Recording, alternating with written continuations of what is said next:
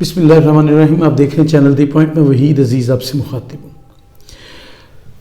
مریم نواز جو ہمیشہ ہی چٹکلے چھوڑنے میں ان کا کوئی ثانی نہیں ہے. جس طرح گفتگو فرماتی ہیں اس میں سنجیدہ پہلو کم اور مزاح کے پہلو زیادہ نکلتے ہیں.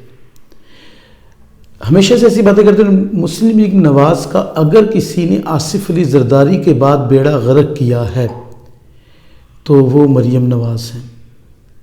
اس گھر کو آگ لگ گئی گھر کے چراغ سے. کہتے ہیں عقل مند دشمن بیوقوف دوست سے بہت اچھا ہوتا ہے، اس لیے کہ کم سے کم وہ عقل کی بنیاد پر وار کرتا ہے. بیوقوف دوست جو وار اپنی ذات پر خود کرواتا ہے یا کرتا ہے اس میں بچنے اور سنبھلنے کا موقع نہیں ہوتا. مریم نواز صاحبہ ہمیشہ سے عجیب گفتگو کرتی ہیں. اب ایک نیا بیان ان کا جو ہے آج کل زینت مارکیٹ بن گیا ہے. اور وہ کیا بیان ہے؟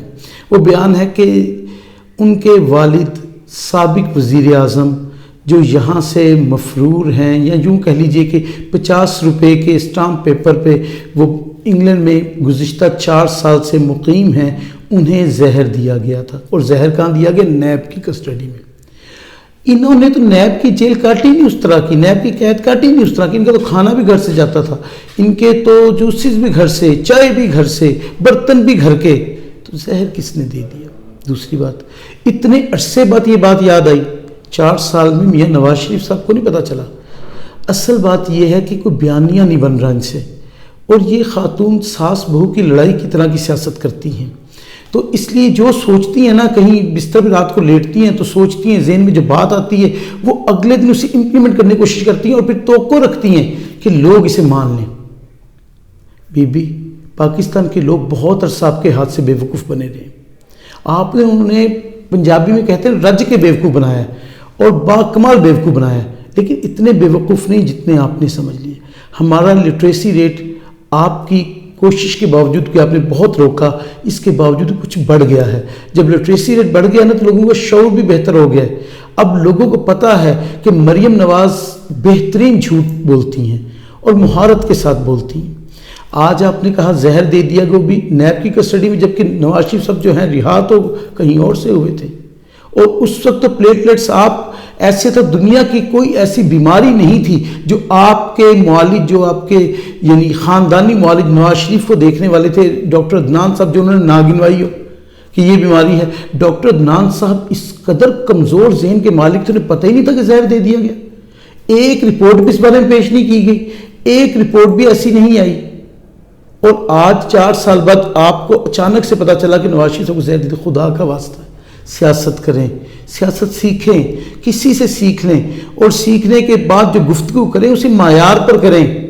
آپ کی سی وی صرف یہ ہے کہ آپ ایک سابق وزیر اعظم کی بیٹی ہیں، اور کریڈٹ یہ اس وزیر اعظم کا جو سابق وزیر اعظم ہے کہ وہ 50 روپے کے ایک سٹامپ پیپر پر اس ملک سے، اس ملک کے قانون سے، اس ملک کی عدالتوں سے مفرور ہے. اور آپ یہ کہتی ہیں کہ اس شخص کو زہر دیا گیا. زہر تو آپ نے دیا ساری قوم کو. جہاں آج ہم کھڑے ہیں، جہاں غریب کے گھر کا چولہا بند ہو گیا، جہاں غریب کے پاس کپڑا نہیں بچا، جہاں کوئی تہوار نہیں منا سکتے، جہاں خوشیاں نہیں منا سکتے، آپ نے وہ زہر گھولا ہے اس معیشت میں کہ جس کا اندازہ نہیں آپ کو. اور اب آپ یہ کہتی ہیں کہ آپ کے والد مکرم کو زہر دیا گیا. میرا خیال ہے کہ آپ جو اپنے مالک تھے آپ ان پر مقدمہ پھر کر دیں. اس لیے کہ اگر 4 سال بعد آپ کو پتہ چل گیا کہ زہر دیا گیا ہے تو انہیں پتہ نہیں چلا، تو وہ پھر ان کی میری بھگت ساتھ شامل ہوگی. تو اس طرح کے یہ جو بیانات مریم نواز دیتی ہیں، بیان یہ نہیں چلنے والے، یہ باتیں نہیں چلنے والی. میں پہلے بھی کئی بار کہہ چکا کہ 90s کی سیاست سے باہر نکلیں. اب کی سیاست کو دیکھیں، سوشل میڈیا کا دور ہے، لوگ بہت ایکٹیو ہیں، لوگ بہت کچھ جانتے ہیں جو آپ نہیں جانتے، اب زیادہ جانتے ہیں لوگ. وہ آپ سمجھتے ہیں ہم جو بیان دیتے ہیں لوگ اس کو بلیو کر لیتے ہیں. بلیو کرتے ہوتے تو آپ کو ورکرز کنونشن جو ہے وہ کرنے پڑتے. کہاں پر؟ شادی ہاؤس میں. آپ کے کہنے میں کوئی باہر نکلتا ہے؟ کیوں آپ نے پی ٹی آئی کی ریلی پر سب کچھ کروایا تھا؟ اس لیے کہ آپ کو پتہ کہ مقابلے میں جلسے جلوس نہیں کر سکتے. آپ جتنے مرضی پٹواری اکٹھے کریں، جتنے مرضی لوگوں کو پیسے دیں، جتنے مرضی بریانیاں کھلائیں، پھر بھی لوگ آپ کے جلسے میں نہیں آنا چاہتے. وہ جانتے ہیں کہ آپ انہیں پھر بیوقوف بنانے کے چکر میں ہیں. تو ایک تو یہ بڑی اہم بات کہ ایک نیا چٹکلا جو مریم نواز صاحبہ کی طرف سے آیا اور میں نے آپ سے شیئر کیا کہ یہ معاملہ اس طرح کا ہوا. دوسری بات یہ ہے کہ بول ٹی وی چینل جو ہے اس کے ان کو چیئرمین ہیں شعیب شیخ صاحب، انہیں گرفتار کیا گیا، پھر چند گھنٹے بعد ان کی رہائی بھی ہوگی۔ اب ان کی گرفتاری جس مقدمے میں ہوئی اور پھر جس طرح انہیں گرفتار کر کے یعنی اسلام آباد سے پھر جب عدالت پیش کیا گیا ان کی رہائی ہوئی، تو یہ کیوں حکومت ایسے کام کرتی ہے کہ جا کر عدالتوں میں سختی کا سامنا کرنا پڑتا ہے؟ ایسے مقدمات ایسی باتیں یا ان لوگوں کو ٹارگٹ کیوں کیا جاتا ہے جو آپ کرٹیسائز کر رہے ہوں یا آپ پر بات کر رہے ہوں یا جو ملک کی سالمیت کی بات کر رہے ہوں، ملک کی بہتری کی بات کر رہے ہوں، تو انہیں کیوں ایسا کیا جاتا ہے؟ تو یہ بڑی ایک قابل مذمت سی بات ہے۔ حکومت میں پلان منصوبہ تو نہیں، حتیٰ کہ کچھ سازش کرنے کا منصوبہ بھی ان کو اچھا نہیں ہوتا۔ جو سازشیں بھی کرتے ہیں ہمیشہ ہر سازش بے نقاب ہو جاتی رہی ہے۔ اس کی وجہ یہ ہے کہ اب جتنی عقل اور شعور سے یہ کام لیتے ہیں نا، جتنی عقل کا استعمال یہ کرتے ہیں سب کو پتہ ہے، اور اس بے عقلی کی گفتگو میں بے ترتیبی بھی شامل ہوتی ہے۔ ابھی خواجہ آصف صاحب کی مثال لے لیجئے، خواجہ آصف صاحب کو بھی ایک عادت ہے کہ عجیب و غریب گفتگو کرنے کی اور پھر عجیب بیانات دینے کی۔ انہوں نے پھر اسٹیبلشمنٹ کے خلاف بیان دے دیا۔ مجھے اچھی طرح سے یاد ہے کہ شہباز گل کو اس بیان پر اچھی خاصی سزا بھگتنی پڑی، اور وہ مار کٹائی ہوئی، وہ ٹھکائی ہوئی کہ اسے ساری زندگی یاد رہے گا۔ لیکن کیا خواجہ آصف کے لیے کوئی قانون نہیں ہے؟ یہ اتنی بڑی بات کر دیں کہ یہ فوج میں داڑھ ڈالنے کے مترادف نہیں ہے، تو پھر ان پر کارروائی کیوں نہیں ہوتی؟ ادارے ہمارے لیے قابل عزت ہے اور ہمیشہ قابل عزت رہیں گے۔ ان کی عزت اور توقیر ریاست کی عزت اور توقیر ہے۔ تو اگر اداروں پر آپ اس طرح کرٹیسائز کریں اور پھر آپ کو کہیں کہ ہم ریاست سے مخلص ہیں، تو ایسا نہیں ہے۔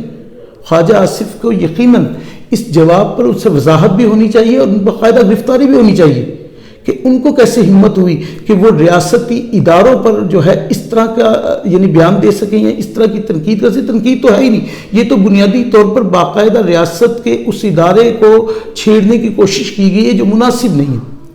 تو خواجہ آصف صاحب نے جو بیان دیا، اس بیان میں شعور کا تعلق تو خیر ایک طرف رہ گیا، آپ کہہ لیں کہ اخلاص کا تعلق بھی نہیں ہے۔ وہ ریاست کے ساتھ مخلص نظر نہیں آتے۔ ریاست مضبوط اداروں کی مضبوطی سے ہوتی ہے، تو ادارے قابل عزت ہوں گے تو ریاست قابل عزت ہوگی، اور پھر ادارہ بھی وہ ظاہر ہے جو ہم سب کے لیے قابل عزت ہے اور ہماری سرحدوں کی حفاظت ان کی وجہ سے ہوتی ہے۔ تو آپ اس میں دراڑ ڈالیں کہ فلاں کے احکام مانے، فلانا مانے، فلاں حکم مانے، فلاں مانے، یہ کون ہوتے کہنے والے؟ بدقسمتی سے یہ پاکستان کے وزیر دفاع ہیں، انہیں اپنے منصب کا خیال کر لینا چاہیے۔ عقل کم بھی ہے تو عہدہ تو بڑا نصیب ہو گیا ہے، اس عہدے کا خیال کریں۔